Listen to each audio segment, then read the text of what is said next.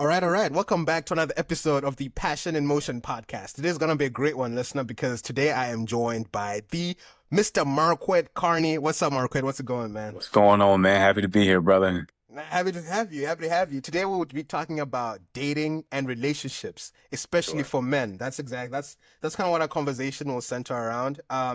If you recognize his face, you've probably seen him on TikTok. The Signal Dating is his name. Yep. I know he's done a lot of Love Island analyses, thoughts.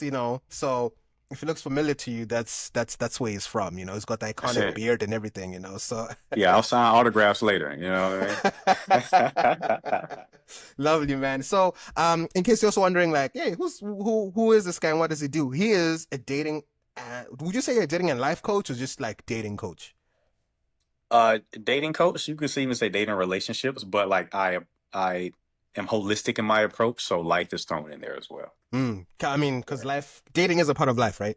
100%. Yeah, Big yeah, yeah, part. yeah. Big part. So I think it's gonna be good. I think we're gonna get into a lot of interesting things. So, buckle up for the ride. So, first things first, what interested you in becoming a dating coach or like, just putting yourself in a position where you want to talk to men about, yo, man, if you're struggling to get a woman out there or if you're finding dating hard, if you can't get a girlfriend, if you can't find love, you're probably doing this wrong.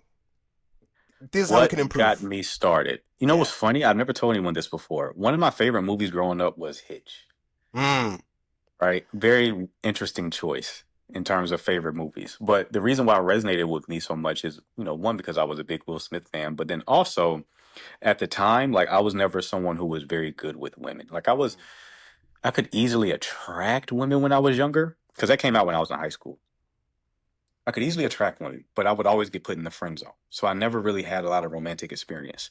And then a movie came out and I resonated with the main character, right? And more importantly, I resonated with this idea of like reinvention, how you can Mm. be one way and then just learn some things that completely transforms the persona that you project to the Yeah. world. So I really liked that movie. And unbeknownst to me, when I was watching it, was like planting seeds of my future, right? Because that's kind of what I am right now. Yeah. Um, but fast forward, like out of high school, I get into a relationship like in my early to mid 20s, stay in that relationship for almost a decade. Now, Wow. while in that relationship, I was consuming content like dating and relationship content, content on psychology, content on game, and like how to properly engage with women, just in terms of helping facilitate a healthier relationship, right? Hmm. And we hit a wall. Things weren't progressing, things were going bad. The writing was on the wall that like things were about to end. So I ended up hiring a dating and relationship coach to kind of bring me clarity as to what was going on. And when I Yeah. hired him, one of our first conversations, I learned that the relationship wasn't for me, right? Like it was something that was meant to end. It had run its course. So I ended up ending that relationship while working with the guy in question and continued working with him for like a 3 to 4 month time after that, where I just learned a lot about myself, learned a lot about polarity, learned a lot about like masculinity, femininity, learned a lot about, male psychology and female psychology and just how to approach life and dating in a way that was authentic, genuine, but also in a way that facilitated attraction easily and kept it over time. And I like to think I was one of his best like students, one of the best people he coached because I'm just a sponge. I already like this stuff anyway. Yeah. And I got a lot of success pretty quickly. Got like a Wow. lot of success. To the point where I could create attraction, keep attraction in my sleep. But I still wasn't positioning myself as like a dating and relationship coach, right? And part of the process of me going out and meeting women, I also was meeting a lot of men, like making friends, right? Just being more social because I was in a new city. And a lot of the guys who I was meeting, they also have problems like with dating and relationships because this isn't something that's really taught to guys. This is something you learn through osmosis, through like your father or observing a friend who's good with women or an older brother, right? But a lot of guys don't have that role model in their life to kind of show them the ropes. So I became that guy for a lot of these guys. Like I would give them feedback. I would essentially coach them for free, even though I wasn't calling them that. Mm. But it got a lot of results with them. Right. Some of the Mm. testimonials on my page are testimonials I got from those early relationships. So Interesting. after getting the results for those guys, I was like, I think I could actually do this as a business. I mean, I hired a coach, right? he's not any smarter than me. He just calls himself a coach and he gives the same advice I'm giving these guys. So I decided to post videos and the rest is history. I love that. I love that. So, okay, a couple of questions. When you said you're in a long-term relationship, a lot of people get stuck in the time fallacy, where if you've invested a lot of your time in, I think it's also called the sunk cost fallacy, right? Where Sure. you're in a relationship for a long time, you've gone 5+ years with this person, and you say to yourself, man, oh man, we have to make this work. And this Got happens you. to both men and women, right? Where it's like, Mhm. if I leave you, what's to say I'm gonna be out there and be successful in finding the next person? Or there's that messaging that we get driven in, right, by the older generation to say you can always work it out, you can always figure it out, you can always sort it out. You can just have to try and you just gotta push. That's what they tell single people, married people. That's just the messaging we get. So that also Sure. maybe causes pressure that I've been with you for 5 years. I couldn't have wasted 5 years of my life with you. So how did you navigate? I don't know if you dealt with those kind of feelings as well when you were maybe deciding like, okay, this is not for me. This needs to end. Did you deal with those kinds of thoughts, process, and how did you get yourself to a point where you say, you know what? It's okay. It doesn't matter. I think, and I actually learned this from my coach. He was telling me that two people who want to be together, they can make it work. Hmm. But if both parties aren't on the same page, if both parties aren't invested in making it work, there's nothing you can do. Right. So I was able to freely end that because I knew I did everything on my end. Doesn't mean I was perfect. Doesn't mean that I did everything correct. It just means that I did everything with the knowledge and awareness that I had at that point. I gave my best effort. Right. So there was quite literally nothing else I could do. It was entirely up to the other person's end to meet that. And that just wasn't what happened in my scenario. So once I got that clarity around like this is out of your control, Mm-hmm. right? Because I'm someone who has an issue with control. I do try to control things, right? I want certainty. That's part of the reason why I learned all this information to kind of control outcomes, Yeah. right? Um, Once I got to that place, it was a little bit easier to let it go, right? Mm. I didn't have like a lot of emotions around it, right? Because I also share a child with this individual, so I did have a lot of emotions around it. It was definitely hard emotionally, but as far as Mm. making the decision itself, that wasn't difficult. Once I got the clarity that like, oh, this is done, Mm. right? There's nothing you can do. It's done. I think a lot of people they think they can control it, right? They think Mm. if they just do enough, if they push enough, if they just say the right things or get the right help, get the right perspective, that they can solve the problem for both parties. And it unfortunately doesn't work that way. Mm. No, that's okay. No, that's fair. That's a good way to think about things and process things. So, a lot of men in particular, when they are going through these things, one of your first inclinations is not to look for a dating coach or a coach to help you guide through this Yeah. process. So, what how did you get to that point where you said, you know what? I think the solution for me is to find somebody, a coach, to help me navigate this time in my life. And how did you find this person? Like, what made you say, okay, this is the right person who can help me through this? Because again, that's not typical. I don't think I've Yeah. met anybody who's going through something and their first, one of their first inclinations is to reach out to like a coach and say, hey, usually you reach out to someone like that when you're single and you know all Yeah. the help you can get. But Yeah. it's not typical to hear to reach out to someone like that when you are in something that you either want to end or you're having issues with or you want to progress from. That's not the typical norm. So yeah, Sure. what was that like? What So fueled that decision? the sequence of events wasn't like, oh, my relationship is ending, let me go find a coach. Yeah, The sequence of events was like I already followed this person on social media, I right? see. Because Okay. I'm just a student. I Mm, love psychology. Anything that I do, I want to like anything that I do that's meaningful to me, I want to do it at a high level. So I've hired plenty of coaches. Like I didn't just hire a dating coach. I've hired like business coaches. I've hired I had mentors. Like I always seek wise counsel. I think that's anyone who is trying to become wise and trying to navigate life and the complexities of life. If they want to do so well, they should have wise counsel, right? Like that's mm, biblical damn near. So, um, for me, I've always tried to have very smart people around me who had expertise in different domains who can kind of shorten the learning curve.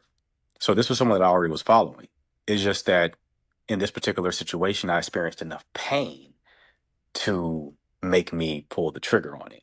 Like back to Mm, your point, most people aren't going to hire a coach like that because don't have enough pain around it, or they're not aware. They have too much pride yeah. around it. It's actually it's very rare. Like most women DM me for coaching. Like for women, like I don't work with women, but a lot of women, they're more open to getting help. It's Mm-hmm. not frowned upon, from a societal perspective. For men, it's kind of frowned upon, Yeah. I right? was You gonna, want to be yeah. independent. You want to be the lone wolf, right? Yeah. So men are less likely to seek out advice. But the interesting thing is when a man actually does enter a coaching dynamic, he tends to actually do the work. Because for him to even pull the trigger, he must have hit rock bottom. For women, even though they're more likely to purchase and to seek out counsel in that way, they're less likely to follow through because they want to feel good through the process. They want to feel validated. But a precondition for growth is pain, right? That's why Yeah. they say pressure makes diamonds. And a lot of women don't want to go through that uncomfortable phase. You Mm, know, men are kind of conditioned for pain, right? mm. So they don't mind going through that process as long as they hit rock bottom first. As long as they have no other options, they'll seek out help and then actually apply the help that they receive. Yeah, no, 100%. Pusha T and his brother just came out with an album, and one of the standout lines was "There's L's in lessons, right? Sure. You gotta take your L's in some of your lessons." So and I think even Big Sean has a line where it says, "I don't take L's, only lessons," right? I think for men we understand that. Like sometimes Yeah. when you get, we your biggest, and I mean it's been said in different ways, but in failure or in hardship is actually where you can grow the most, learn the most. Um, I'm a big anime fan. I love Naruto. Naruto is Nice. also all about that. Mm, If you've watched it, where it's like you go through pain and you can grow from it based on like the hardship and stuff. So yeah, I totally see that. But mm, yeah, so I guess this is good messaging for men out there, right? Because again, mhm. this is not, as you were saying, this is not messaging that men receive. Where it's like if you're having a particular issue, and especially when it comes to dating, the coaches are out there. Men They like are. you are out there, especially black men, right? I don't know how the Yeah. white men do it, but for black men in particular, this is a messaging you receive. With your friends, no one's gonna like say, "Oh, by the way, you know what, my guy, you should go find a coach to help you out with your problem."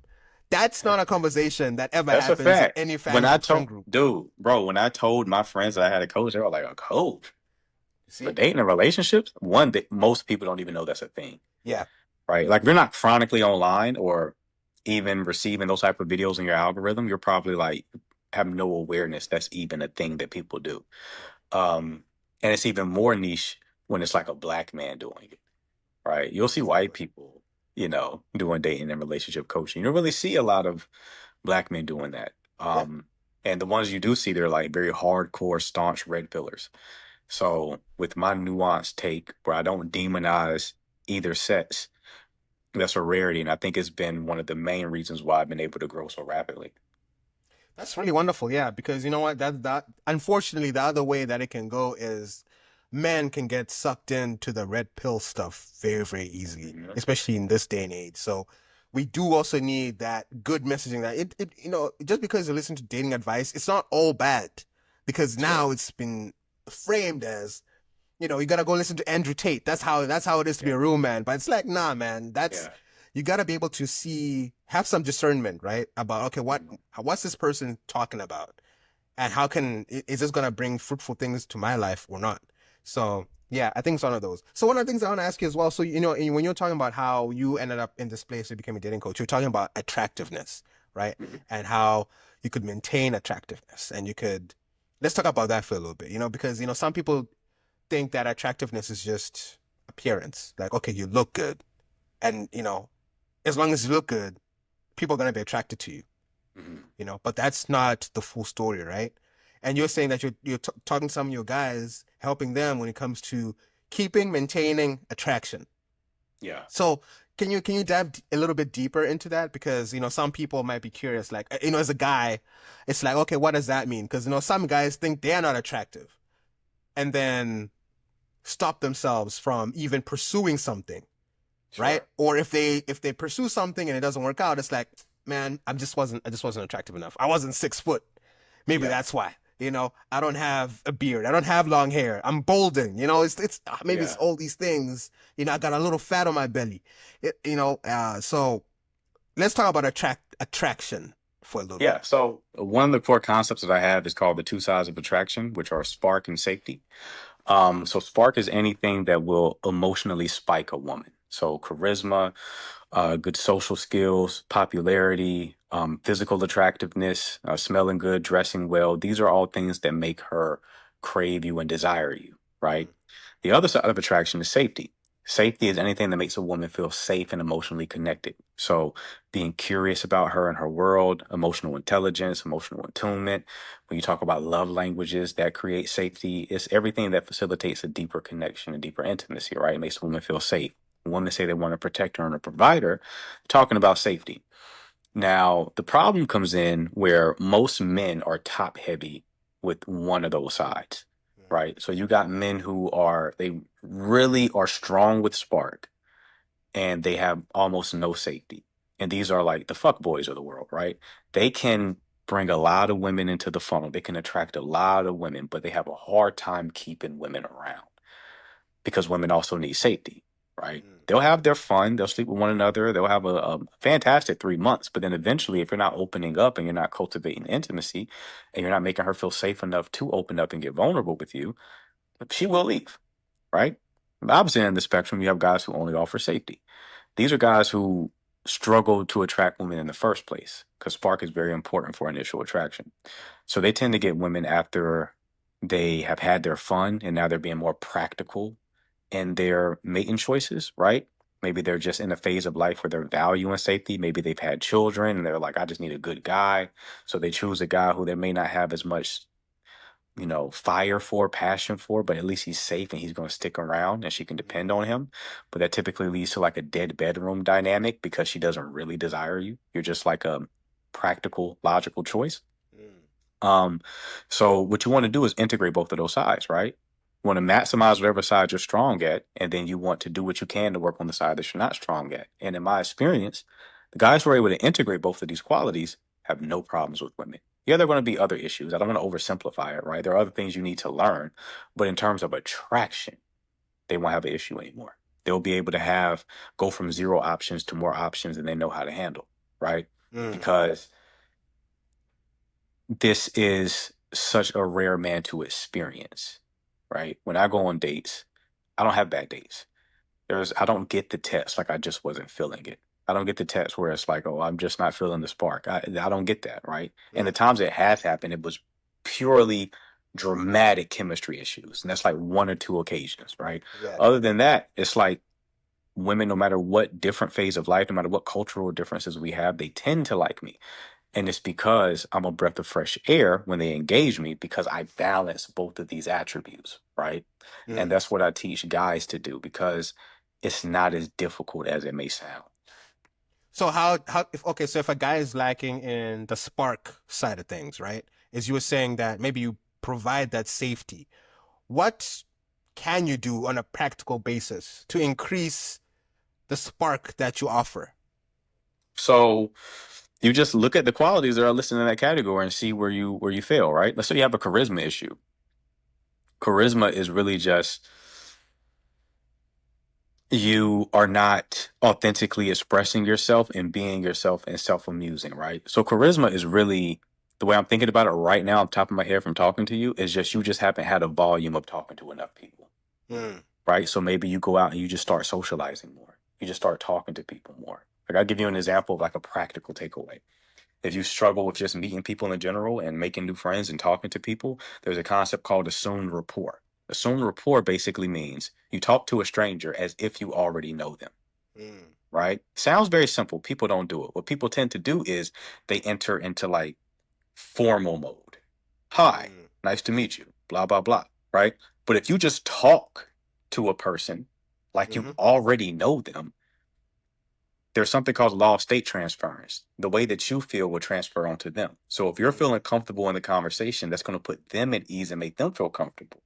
And they're just going to follow your lead. So you Mm, start learning little tricks like that, you're going to naturally become more charismatic, and that's going to naturally lead to you creating more spark, right? There's other mm, things you can do, right? Like getting in good physical shape, right? mm, If you get in decent physical shape, you don't need to have a six pack, but you need to get to a place where like you actually look good in your clothes, right? You may mm. not look good naked, but you look good in your clothes. You know what I'm Yeah. saying? Those two different things. Anyone who's really into fitness can tell you those are dramatically different things. Um, that'll make you look good.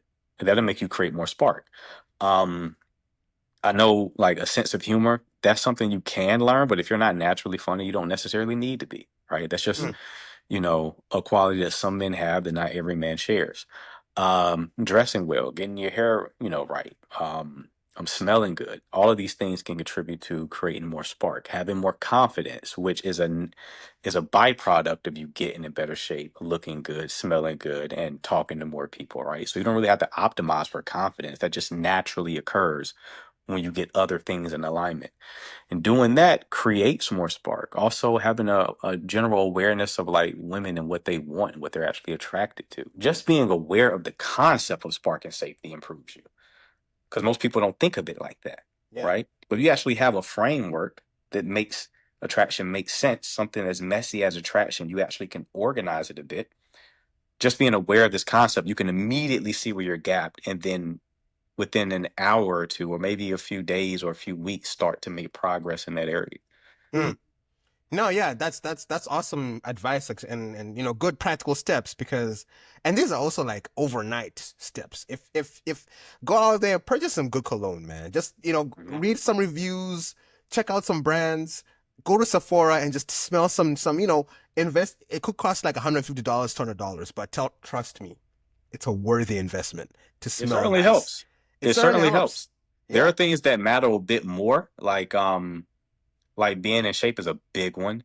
Yeah. It's a big one, and you don't necessarily have to. You could be a big guy, and still do very well with women. You just maybe you're funny, right? Maybe you're very confident. You know what I mean? You can Yeah. make up for certain traits, but if you want to max it out, like yeah, get in shape. You're going to be noticed more if you get in shape, right? You're 100%. going to be noticed more if you dressed well, right? It's going to be easier, and that's you spoke to another important point where you were talking about looks and stuff because a lot of guys just misunderstand the function of looks because that's one of the major pushback I get in my videos is guys think you have to be rich, you have to look amazing, completely ignoring the fact that the vast majority of people in relationships aren't rich, don't look amazing, right? Yeah. Great looking people are outliers, they're not the norm. So Exactly. um but they fail to understand that the function that looks serve is getting your foot in the door. What a lot of these guys don't realize is you can look great, but then yeah, that may lead you to getting the attention of the woman in question. It may lead to you getting her number and getting the date. But if you're boring, if you don't have any social skills, if you're insecure, if you don't have any confidence, you're going to lose her very quickly, right? Hmm. So it's just a matter of it's just serves the function of getting your foot in the door. And the best thing is it's not the only way you can get your foot in the door. So if you don't have looks on your side, you just have to find a way to get your foot in the door in another way. No, 100%. And I'm gonna sound like a hater when as I say this. This might even be a controversial thing, but whenever my female friends talk to me, I say, listen, don't date no men that are taller than 6.4 and above, Okay. because height, they've never had to have personality. They never had to work on being interesting. Mm, Your defining feature is being tall, yes. usually, especially if you're an athlete. Yes. So, because of that, you've never had a reason to work on, okay, past my looks, am I interesting? Yeah, you might see me, we might go on a date, but after like, a week or so, you're gonna start saying some strange stuff. Yeah. And that's usually what happens because these guys, for the most part, not everybody, but for the most part, number one, they're stocked with options. Mhm. Because at the end of the day, every girl's just gonna be like, hey, I love myself a 6'5" plus kind of guy. So you have women that are gonna be following this guy no matter what. So for that person, there's never really a reason to say, hey, you know what? I wanna work on qualities that make me actually keep somebody worthwhile, Because if they face any issue with this woman, they gone. On to the next. On On to to the the next. next. And Like, it's like they have a retainment issue, right? They don't yeah, retain these women. And it's actually a exactly. competitive advantage for guys who aren't tall like that, right? Exactly. Because if you know, oh, these guys are boring, let me just put some work into being interesting, you'll lap them, right? 100%. You'll lap them in terms of quality. You'll lap them in terms of retainment. They may get more options. They may have more women coming, but you don't need all these options, bro. Eliminate the Playboy fantasy. You don't need 1,000 women interested in you. You can't 100%. possibly deal with that. Even having 2 women interested in you, as someone who has dated multiple women simultaneously, that is a full-time job. It's work. That's a full-time job. It's very draining. You It don't want to is. do that. Nah. So it's like just be attractive enough. And that's kind of why I separate myself from other dating coaches, because some of them want to teach you everything about game, everything. They treat it, they're almost autistic with it. Where it's Mm. like, here's all the nuances. There's every little thing you should know. And it's like you don't need to know all of that. You Yeah. need a minimum effective dose, right? Like you're taking medicine. You need the minimum effect. You don't want to OD. The Mhm. minimum effective dose. Get good enough to where you can create optionality with the type of women that you want, and then you're golden. That doesn't mean stop improving. Yes, you can keep improving, but you don't need to keep learning about attraction and Yeah. obsess over it. Just get spark and safety down. Get the 3 pillars of attraction down, which is another concept I talk about that I got from my coach. You get a couple of these fundamentals down, get some rep under your belt, right? Hire a coach like me to help hold your hand through the process, and then you're golden. You will solve the problem for the rest of your life. Like this is something I tell people in my pre-coaching calls. It's like how much energy is being drained by this problem right now. Mm. How often do you think about you struggling with women, right? And being confused around their behavior, not knowing what's going on, right? How much time and energy is that sucking away from you? Imagine if you can just snap your fingers and all that is eliminated. If something happens, you know exactly why it happened, you know exactly what to do. That frees up so much time, energy, and mental resources to focus on other things, other passions, other hobbies, enjoying other aspects of life without being concerned with this issue that some people are concerned with for decades. One of my clients is 54 years old, man, Wow. trying to figure this shit out. Wow.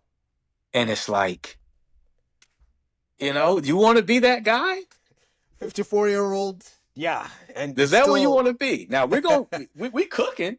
Yeah. Yeah, we're going to get them right, but it's like, do Yeah. you want to be that? Yeah. All right, if you don't want to be that, cuz the time going to fly. Mm-hmm.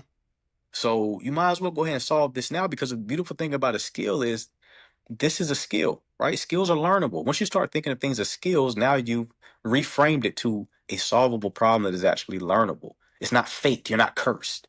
You have a skill issue. Okay, so Yeah. let's learn the skills. And the beautiful thing about skills is once you learn them, you have them for life. You don't see anyone over the age of 20 taking bike riding lessons.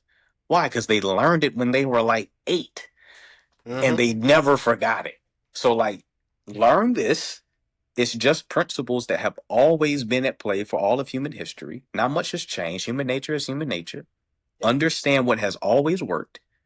And then once you learn the skill, you have it forever. You will never have this problem again. You may have problems with women, particularly like from an individual standpoint, right?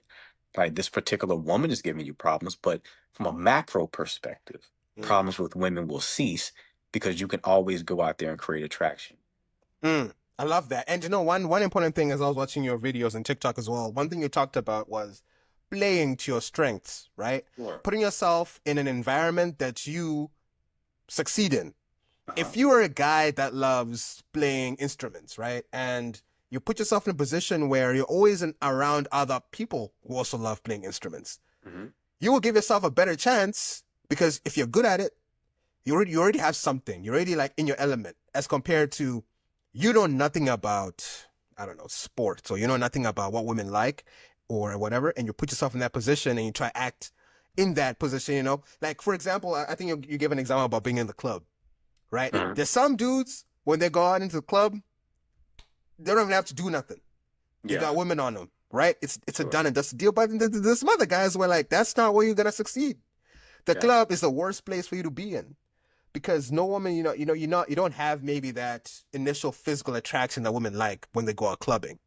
You don't have the money to have a section to buy bottles and have girls come to your section. You ain't got it like that. So you're not gonna get those. But if you go to a place that you like to read, join a book club.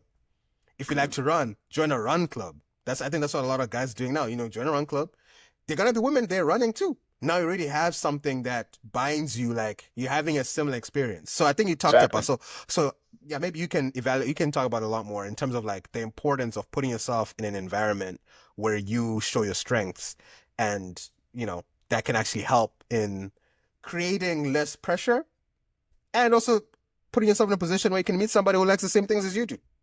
100%, man. It's like I always say that women are mostly attracted to intangible qualities. Like I said, the physical attraction piece just gets you the opportunity. It gets your foot in the door. Yeah. But the thing that's going to create staying power and actually create more attraction is your intangible qualities, your sense of humor, your confidence, right? Your self-esteem, your emotional intelligence. These are things that are going to make her more interested in your world. Okay. And I always tell guys, you don't want to fight an uphill battle, right? Do a self-assessment. What are you good at? What are you interested in? Okay, put yourself in environments where the spotlight is on that trait. So to your point, if you're intellectual, put yourself in intellectual environments because then you're going to be framed in your most attractive light because women like status. The club example that you illustrated, the guys who have status get the women. It's not the best looking guys. Yeah, they do well too, but it's the guys with the most status. It's the club promoter who gets the most women, right? It's the guys with the section who gets the most women. They're not getting quality women, by the way. They're getting women who are trying to, have a quick come up, but that's a whole Yeah. other conversation. So you want to put yourself in environments where you can win. You want to identify the traits and interests that you have, and then you want to put yourself in environments where the spotlight is on that trait, meaning you have demonstrable competence at that thing. So the run club, right? Maybe you're fast, maybe you're in really good shape. Okay, well then here you're going to get more attention because the context around this event is running, and you have competence at running. Therefore, you're going to stand out, right? If you went to a bar and ran around the bar, you're going to stand out too in a different way, like in a negative way. It doesn't match the context. See what I'm saying? So that's the game. You don't want to do this randomly. Like a lot of people join run clubs because they're like, that's the new thing to do. And I'm like, sure, you can still find success doing that. It's just not optimal. You want to put yourself in an optimal environment. Like me, really good at talking. You see what I'm saying? Like I say in the video that you're referencing, really good at talking. You put me in any environment where I can have a one-on-one conversation with you. Attraction is going to be generated. Literally any job I've had, all the women that I worked with wanted me, right? Any coworkers wanted me. Why? Because I could sit and talk to them, right? So in that situation, is I have a lot more flexibility because that's like different contexts work with that particular skill set. But even if you don't have something that is as flexible as my trait, find yours. Everyone has one, right? Like, especially in 2025, bro, there's so many niche communities. For You're real. in anime, like you said. Historically, you drawing the pussy up. Historically, you Yeah. know what I mean? You are a airbender of a different sort. You Right. know what I mean? But clip that. We gotta clip that. Yeah, But that's crazy. but now go to an anime convention. Weaponize that. Weaponize is probably the wrong word, but showcase that ability of knowing, being so conversationally fluent in this world. You know what I mean? You do cosplay? Okay. Go put on your best fit. Go to one of those events. You don't get a lot of attention. You have higher status there. You have higher pre-selection. And that's going to create more opportunities for you. It's just guys don't have strategy. That's the problem. They don't think strategically about this. They want it to magically happen. And that's because men have like this fantasy that I'm just going to be myself and the woman's going to like me and I'm just going to go out and one day she's just going to magically appear. The girl next door is going to appear and like Peter Parker, I'm just going to magically get the hottest woman in school even though I'm functionally a loser right now. And it's like, yeah, that's a movie. That's a comic book, but life typically doesn't work that way. You're going to have to earn your spot, right? That doesn't mean you have to be a millionaire, because there are easier ways to earn your spot. Back to the example of not fighting uphill battles. Fight a downhill battle. Fight a downhill battle. It's easy. Choose a domain where momentum is on your side. It's easier to generate momentum. And the best way to do that is to align the environment with whatever skill you have that is congruent to that environment, and you'll be just fine. Man, we're dropping bars. These are man, if you're listening to this, I hope you're taking notes because these are mad bars. Be strategic, it's all because man. of you, man. You're a great interviewer. I take no credit. No. I mean, you got the content. This is. I hope people are learning from this because it just brought up something in me that I was thinking about. As I was growing up, I was really into rom-coms. Like those were my favorite types of movies, right? Like romantic comedies. My God, man, like I would eat them up. Because for me, it was like that thing. Because also, I didn't really get into myself until like after high school. So I was like, a slow burner, for a long time. So with rom-coms, the fallacy they create is, if you are the nice guy, it'll eventually work out for you. The Yeah, hot girl in class, she'll eventually notice you, man, and yeah, you'll be happy. That's it. Just gonna keep being nice and keep moving. It's like, yeah, we facts. know the biker dude or the jock is he's gonna play with her for a little bit, but eventually she'll realize, man, this guy sucks. He ain't got nothing for me. This nice guy's been here all along, and I want that. That's the sell, right? That's what they sell these Mhm. movies to say, you know, this is how it's gonna be. That's how it is. I learned the hard way that it ain't. That You and me both. that's not how it goes. That's not how the cookie crumbles. Just being a Yeah. nice dude, and a lot of guys fall into this trap. I'm the nice guy.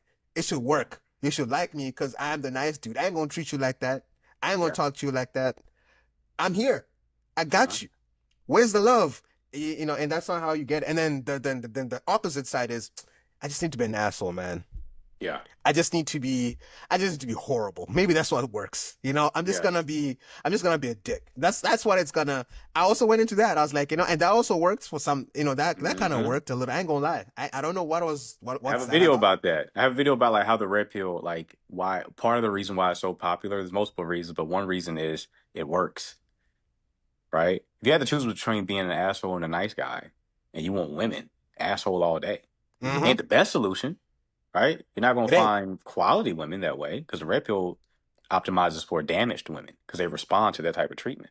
Yeah. But you will get women. So if that's you're going for no women, and you're trying to get women, asshole is a viable option. It You know what is. I It is mean? survival. It Yeah, does there's not. it does work. And it's partially because you're not pedestalizing her. That's what I had You to know what I learn. mean? That's what I had to deconstruct in my mind. Because for a long time, I'm telling you, man, I used to pedalize women so much that it stopped me from I'm trying to think what the word. It just stopped me from authentically pursuing women the right way. Like, I could bypass a lot of things, but like, man, I just need to get that girlfriend, man. Mhm. But at the same time, I put her on a pedestal. So how am I gonna feel like we're equal? Because at the end of the day, you have to approach women like you're equals, right? Like what you were saying earlier about talking to people like you've known them. Mhm. That skill. That's something I pride myself in doing. I feel like I know how to do that real well. Like I can, Yeah, for me, I one of could my tell. biggest things is, yeah, man. For me, I'm just like, listen, I don't care who you are, even if you're the CEO, Jeff Bezos. I'm gonna walk up to him like, yeah, what's up, man? What's Yeah, happening? What's going yeah, on? And chat. I'm just gonna, because at the end of the day, you're a normal person. You're not better than me. Maybe you've had opportunities, but there's nothing about you that I should fear, or there's nothing about you that I should feel inferior to you. And I'm just gonna chat to you proper, like. And sure. if I feel like we don't I don't need that.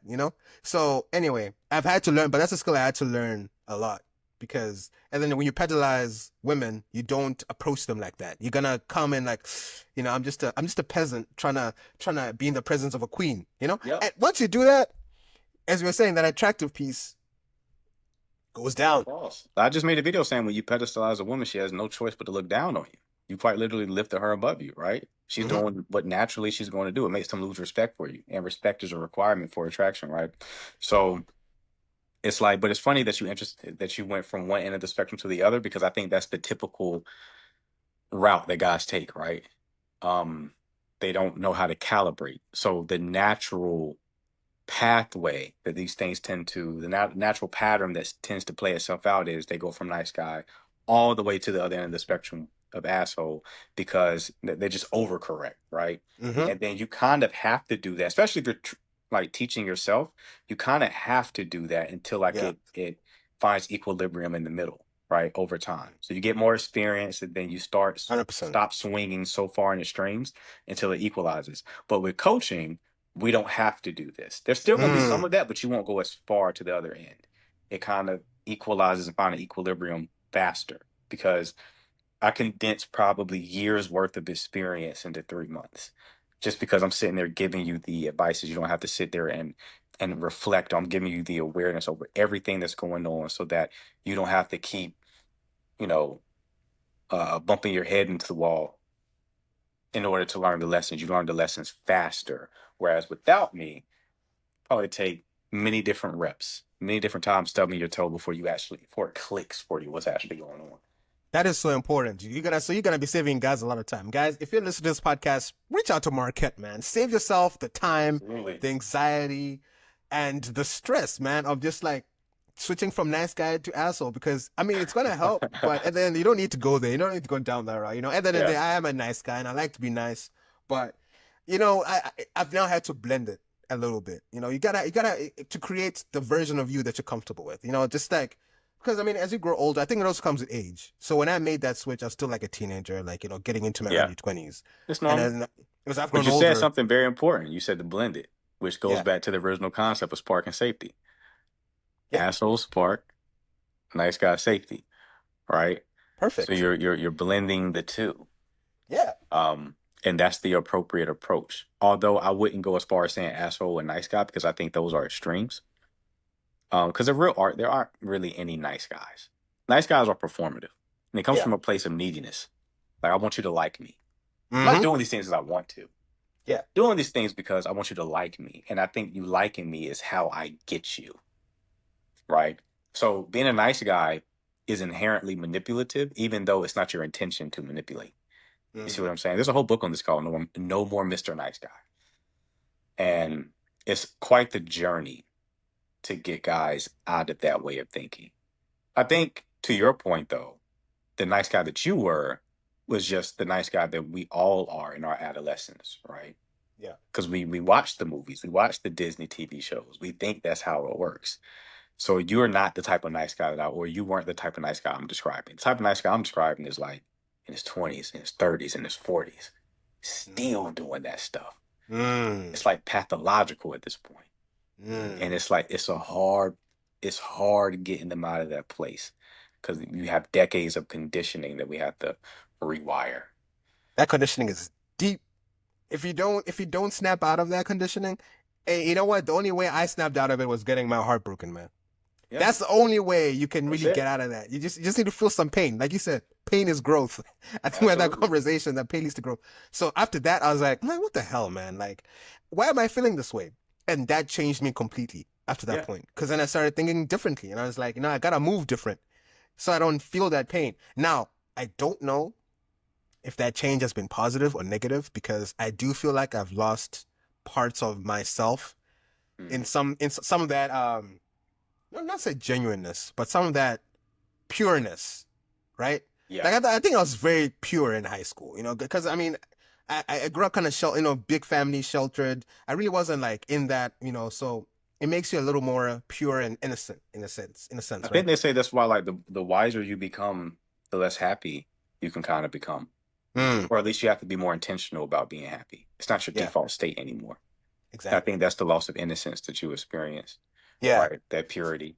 But it's an yeah. initiation ritual, right? Mm. Yeah, heartbreak for men is an initiation ritual. And it's a requirement. You need to have it happen, right? Because then you get to see the world with a bit more clarity. And you may have to grieve who you were before because that person's gone, right? But at least now you have more of an awareness of reality. And the closer you can perceive reality, the more you can assert your will upon it. Yeah. If you're super delusional and you don't really have an understanding of how things actually work, you can't really get what you want. You know what I mean? That's what a lot of nice guys are. That's the situation they're in right now. They just keep doing the same things. They don't get any results because the way their perception is so detached from reality, there's no way they can create a positive outcome for themselves, at least in the romantic realm.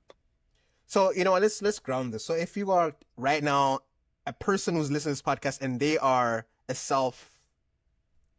nice guy, they're a self-identified nice guy, and they say, I'm struggling, man. I I'm trying to be nice and it just ain't working. And they're in their 20s, 30s, and they're hearing this episode and they're like, listen, I'm trying to get out of this. I'm trying to snap out of this. For what recommendations do you have for a guy who's in that mode right now to kind of snap out of that and Well, I move would say if forward? they were like a real nice guy, they probably didn't make it this far into the podcast. They probably they probably turned it off by now. This guy doesn't know what he's talking about, right?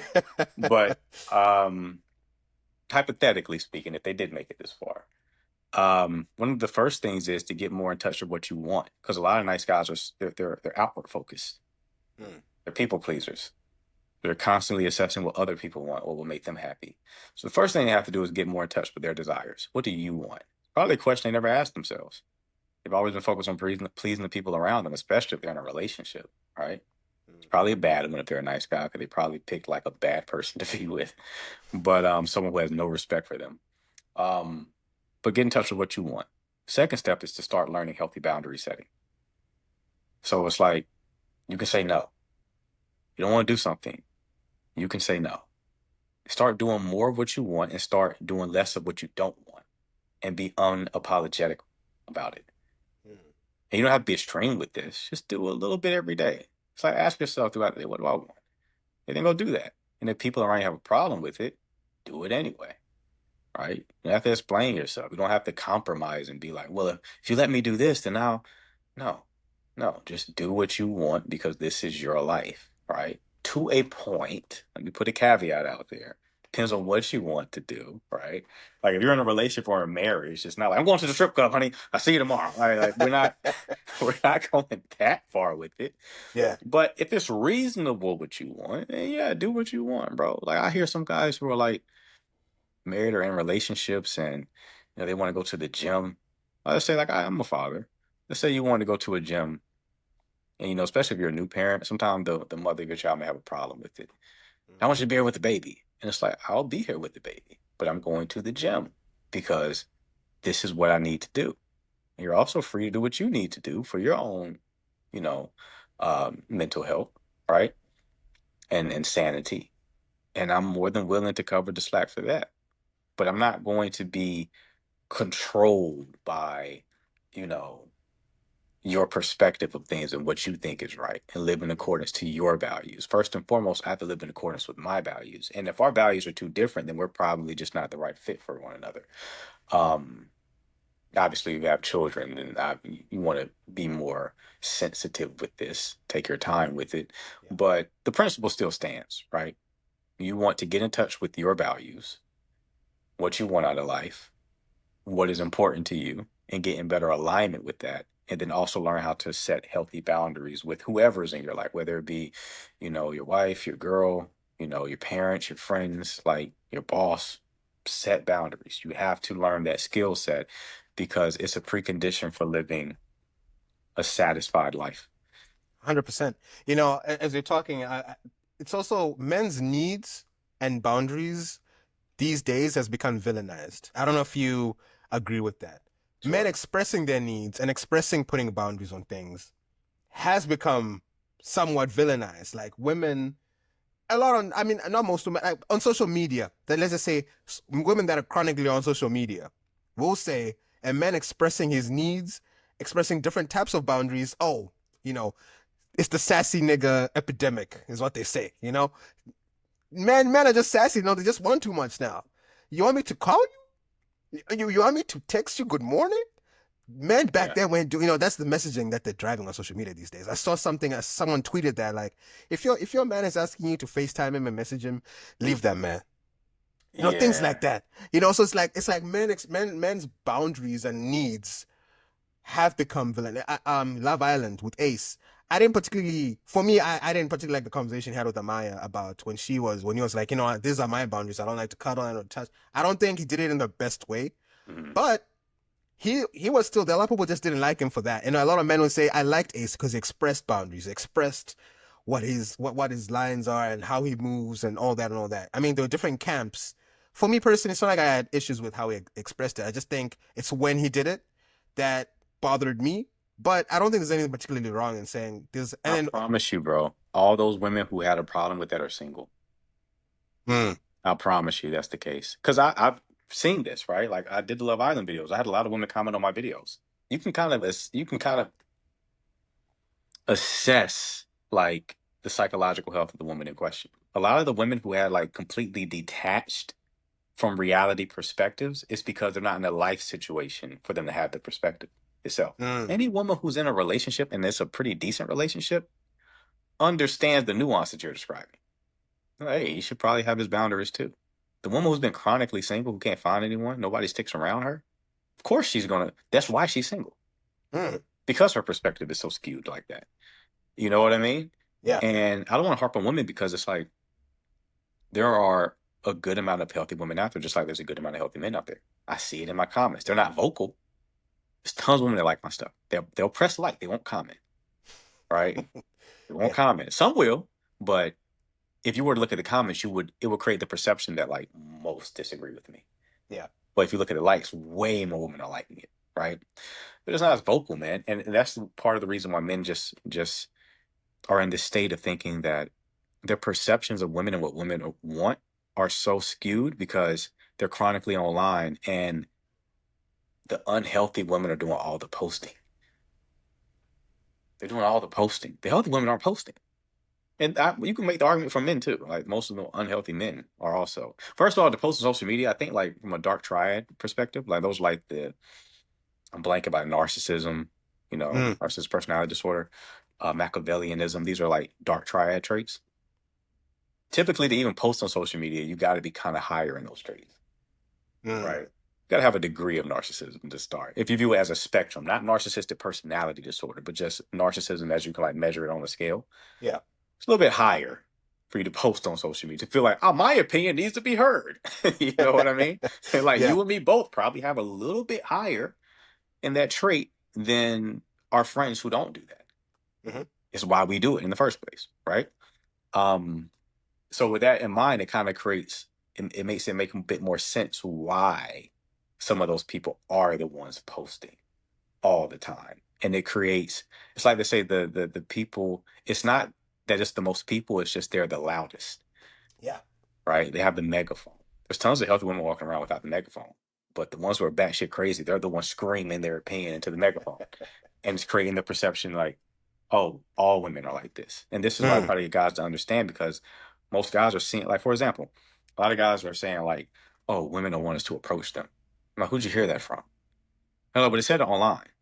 And it's like, all women said it online? No, but I've seen videos and they went viral. Mm. Okay, what does that mean? Doesn't mean anything, right? That just means those women don't want you to approach them. But even the ones who liked the video, you don't even know why they liked it. They could have liked the video because they just were approached by a guy they weren't attracted to. Mm. And just was like, oh, yeah, don't approach me. But if she's attracted to you, She gonna say promise yes. you she don't have no problem. 100%. Promise you she does not have any That's problem. And what's so funny to me, man. Because again, I'll see women be like, I'll be around my friends. They'll be like, man, men don't approach us anymore. What happened to the man that had the confidence to approach us? And then I'll get on social media when we're like, hey, yo, don't come in my space. Don't breathe in my space. Don't come and talk to him. Like, who's steeped in reality here? Because yeah, there are women who are saying, hey, man, approach me, bro.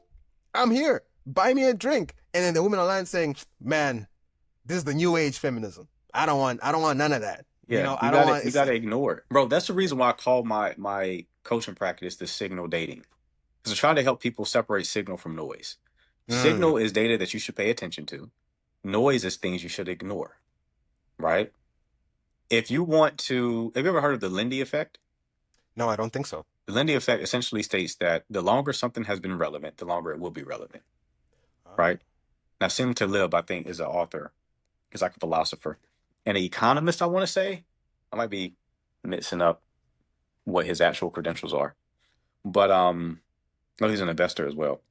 Uh, so something like the Bible. The Bible is Lindy. The Bible has been around for 2,000 years, which means it's likely to be around for another 2,000 years, right? I focus on what's Lindy. I don't focus on new shit. I don't Yeah. care. What's Lindy? Anything that's Lindy is what I want to orient myself around. And principles I want to extract Lindy principles. Like I talked about attraction. There are certain principles of attraction that have been relevant for years. You think Mm. we're just magically in the generation where women don't want to be approached anymore?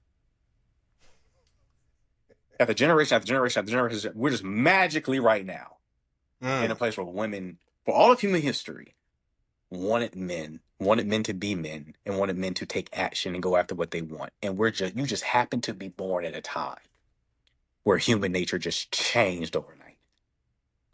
No. So there's something else going on. This is not an expression of real desire. There's Yeah. something else happening psychologically. It Mm. could be somebody made this video because they knew it would go viral and they want to go viral. Mm.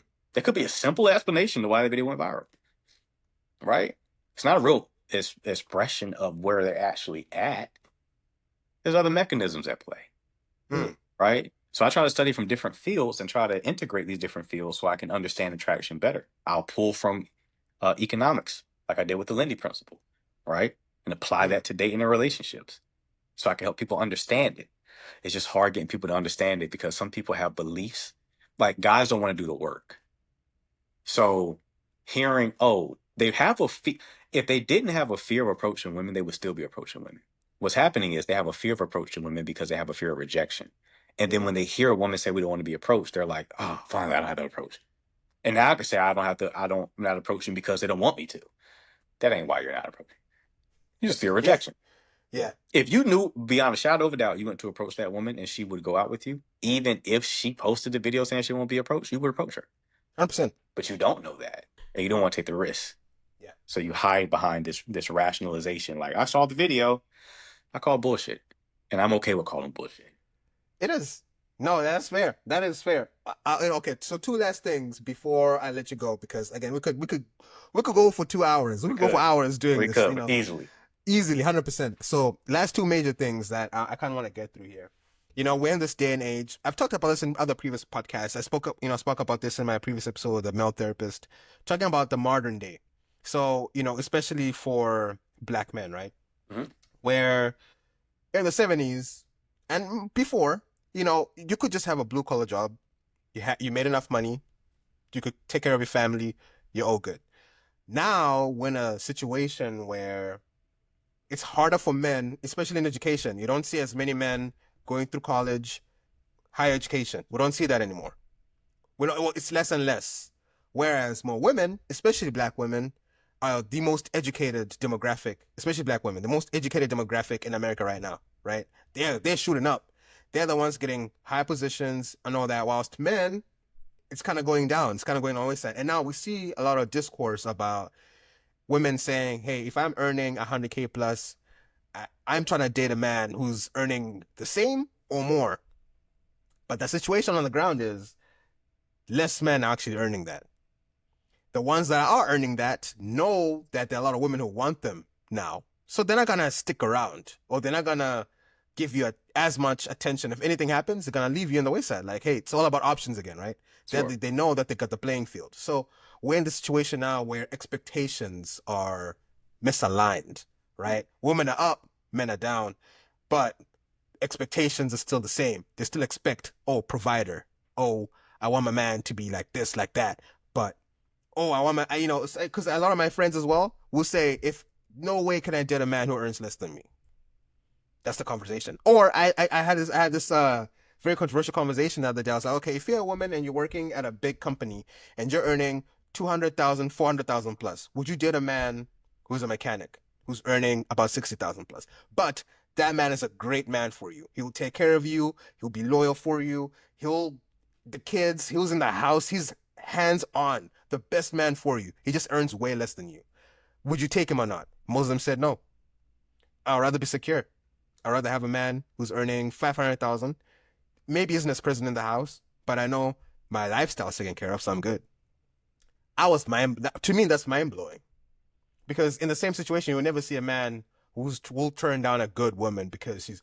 Even if I'm a rich millionaire, if I find a baddie in the supermarket, trust me, I'm gonna give her a chance. Right? Men are wired that way. Like, it doesn't matter what you're doing. Yeah. So what's your analysis of that current situation we're in right now? Well, it's a multifaceted problem. So the first thing is men are underperforming, right? Because we're having a situation where men have been detached from their masculinity due to societal conditioning and due to masculinity being vilified, right? And part of masculinity is having a purpose, being purposeful, intentional, goal oriented, achievement oriented, right? You just have a goal that you're striving for, you have direction. So we don't have a lot of masculine role models to teach men that. We have replacements like who are more performative, like Andrew Tate. I think that he's a stream, but I think that he at least wakes men up. You can make the argument that he's definitely an acquired taste and it's off-putting at times, but he has taken boys who or lethargic and apathetic, and influence them to be action oriented. So for that, I think that's a good thing, right? So that's one variable, is that men have been detached from masculinity, and we're seeing that detached from masculinity play out as they're not achieving the things they should achieve, Mm. right? Now, the other part of it is I call bullshit on these women, because one thing that you have to understand about attraction is not logical. It's not a logical process. Mm. It's emotional, it's primal. So you can't ask a woman what she would do, because once those feelings that are associated with attraction are stimulated, they'll rationalize all day long, right? They'll rationalize all day long. Um, I heard like a quote where it's like, if a woman really likes you, you don't have to lie to you. You don't have to lie to her. She'll lie to herself, Interesting. right? So I don't buy it. It's not Lindy. You know what I Mm. mean? When like that's just a logical answer, because that answer makes sense. Yet on her magical checklist, I'm sure she would prefer someone who makes more than her. Yeah. But if Michael B. Jordan didn't make as much as her, is she going or not? Right? She's probably going. Right? I've dated women who, I was living with my mom at the time, and I hit like a financial hurdle because I had a previous business doing like marketing and copywriting. So I moved back with her to get myself on my feet. And at the time I was dating, I had like met a woman who was like a med student, 24-year-old med student, right? Dating doctors, lawyers, all types of stuff. And we went out. We really enjoyed each other. To this day, she's still my favorite woman I ever dated. Mm. And we actually had a conversation one day. She was like, on paper, it would be an absolute no for me. Mm. It was like, considering, your living conditions, you have a son, I'm childless, at the time I was real big on, like, I'm an actor. And she's like a medical student who's like dating all these guys with achievements. She's like, on paper, I would say no. She was like, but I enjoy being around you so much. You make me feel a certain way that it's like I can't ignore the connection. It's like, yeah, that's how all women are, Mm. right? Now, to that point, you're all on the clock. Because again, spark and safety. Finances Yeah. are safety. Yeah. Provisioning is safety. So you can create attraction without it. But if we're talking about relationship, marriage, you're still going to have safety come. So you're still going to have to be in a good, solid footing financially. You may not need to make $500,000. What she's really hinting at when she says she wants someone to make more than her is that she wants someone who she can respect, so that polarity stays in place. She can still look at you as a leader of the relationship. And it's kind of hard to frame men as a leader of the relationship if the woman is out earning them. It's a real problem, right? Mm. But there are ways to do it. There are ways to do it. But if you're not going to out earn her, you definitely got to hire someone like me. You definitely got to increase your awareness so you know exactly what to do to keep the dynamic healthy and to keep polarity intact. I mean, let's talk about that. So how do, because I mean, a lot of men will find themselves in these positions, right? Mhm. Where your wife, your girlfriend is making way more than you at the end of the day. That's just what it is. It's not your fault, just where the society is right now. Yeah. How can you still maintain respect in your relationship when you're earning less than your wife or your woman? You behave in ways that she can respect. You display competence. It's almost like the conversation we had about like put yourself in environments where you can win. Hmm. Where are areas where you can lead the most effectively? Okay, lead effectively in those areas, Mm. right? And maintain your boundaries. Don't let her walk all over you. Keep balancing the spark and safety aspect so that you can maintain attraction in a relationship. Keep leading the relationship so that intimacy is getting deeper and you're not hitting a wall, right? Have her show you more parts of herself that she hasn't shown anyone else, right? That's going to create a very strong bond. And hopefully, simultaneously, you get your money up. Hopefully, simultaneously, you're doing that too. Yeah. But you don't have to, man. You don't. If your woman is making like 500K or you're making one, 200,000, right? Hmm. Who cares at that point, right? That's just a fantasy. It's a fairy tale. But what she's hinting at is a truth. It's just that a lot of women aren't aware of it. She's hinting at polarity. She Mm. has a wisdom that knows that like polarity is needed, and this may hurt polarity. That's the truth underneath what she's saying. Mm. You see what I'm saying? But in Yeah. her understanding of it, it shows up as a financial conversation. We're cooking, bro. I gotta. We got to clip a couple of these. 100%, 100%. No, because I mean it's true because I am in a situation like that kind of where it's like, okay, my wife is handling a lot of the stuff because, changes, Trump stuff. And it's like when I've had to have conversations where it's like, okay, how do we manage what we're doing and stuff like that? Like how do we move? And, those are the questions where it's like, okay, if you're saying that money is not important, but you want me to get, I should get to a certain level. What is that? So it's that polarity thing you're talking about. They won't admit it. I will respect you more if you make more than me. Hmm. I don't know if women just won't. I don't think they'll say that or even realize that. But as a man, you would know. Like, Yeah. I know for sure if I'm above you in this financial sphere, we're not gonna have as many issues or Yeah. whatever it is. I don't think they have an unwillingness to say it. It's more of a feeling. Like they have a Yeah. wisdom, like wisdom is feminine, right? So they have a Yeah. wisdom about it. Like this is going to hurt the Mm, relationship. I don't think they have, well, some of them, some do, obviously. yeah. Um, but some women don't have the awareness to even articulate it in that way. Mm, It's just a gut inclination. Like, I don't think I would like that. But yeah. if you are checking other boxes that maintain polarity, because polarity is going to be what's hurt if she out earns you. So the problem is there's going to be a polarity issue. So the solution must be, what can I do to maintain polarity? Mm, That's it. Simple problem, right? Hard to mm, execute, but simple problem. Um, and then you're fine, right? You lead the dynamic, you lead the situation, you lead conversation with money. Leading doesn't mean dictating and being domineering. You should mm, listen to your woman, especially if you chose wisely. Hopefully, you chose a woman who is wise and intelligent and competent in her own right. But leading is just like you're providing direction.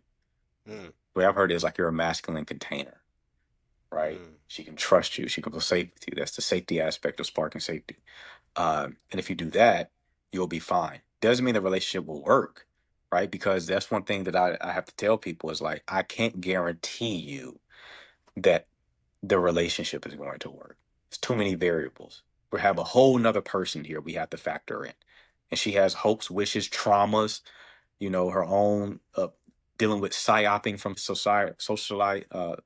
societal conditioning, the influencing of her friends and family who may be indoctrinated by like the harmful aspect of feminist doctrine, right? Mm-hmm. Not that feminism is a bad thing, but some people take it to the extreme and it can become problematic. Yeah. Um, and you're fighting against all of that. And it only takes one of those things to make things fall apart. You know what I mean? So it's Yeah. like to wrap things up, I think that's one of the hardest parts about dating and relationships today is we're in unprecedented times. And it used to be someone like me wasn't needed. Now I Mm, am because of all the different variables at play. The social media, the illusion of options, right? The cultural programming that's telling you that you're supposed to be happy all the time. And if you're not mm-hmm. happy, if it's not serving you anymore, leave it. Abandon your child and leave it because you're not happy anymore. Instead of understanding that happiness is fleeting. Mm, And no matter who you choose, you're going to be unhappy with them at times. That's part of the process, right? You have to deal with all those things. And it takes a lot of awareness and competence and skills to deal with it effectively. And it may be that, it doesn't work out. But if you do learn those skills, you can always start anew with somebody else. that is true. That is true. That's a great way to put it. And you know what? At the end of the day, it's all about putting in the work. Put in the work internally, put in the work externally, in your relationships, put in the work. Try your best. Do what you gotta do. Seek help. I Yeah. think that's the biggest one. I think from our conversation, seek help because you sought help, and look what it did for you, right? Like you're a walking testament of someone who sought help, and it transformed you to now where you are today. So seeking help is one of the most important things you can do as a man. Seek help from other men too. If you're a black man, seek help from another black man that you respect, Absolutely. because you need that, and it 100%. helps. Yeah, yeah. So you know what? I think this is a good place to end it. So finally, if a man really is loving what you've said, how can they get into? Because I know you have some courses and you have some information that you give and your coaching services as well. So if someone is listening to this podcast and they want to get in touch with you and learn from you and, get your services, how can they go about doing that? Yeah, they can find me at The Signal Dating on TikTok. Just click the link in my bio for any of my services, depending on what you resonate with the most. If you want the fastest, most effective path for change and transformation, that will be my coaching offer, where I work with you over 3 months to help you get you to a state where your goals are easily achievable. If you want more of a self-learning journey, then I have a course where I teach you, how to become aware of women's psychology, your own psychology, how to properly read any dating relationship issue you may have, and know exactly what's going on and exactly what to do to solve the problem.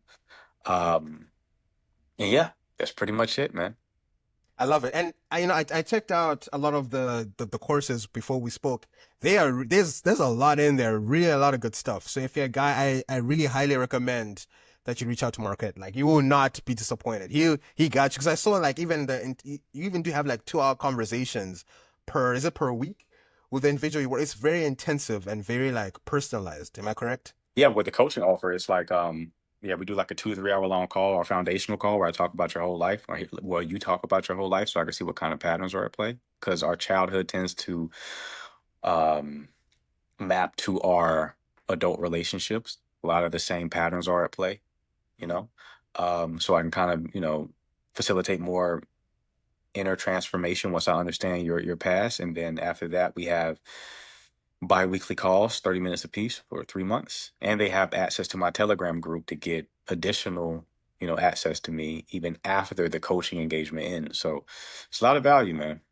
It's a Yeah, lot of because value. one of the things I liked is, they have that lifetime access where if they're going through a situation, they send you a text, you can send like, okay, let me analyze this text and send you back a response, something like that, right? Yeah. I thought It won't be that was a really immediate. cool feature. It won't be Don't be, immediate now. Don't yeah. don't text and be like, oh, what's taking you so long? It's like, no, eventually I will Hmm. get back to it. But Yeah. yeah, it's I try to get as much value as possible, man. But the ultimate goal is for them not to need me.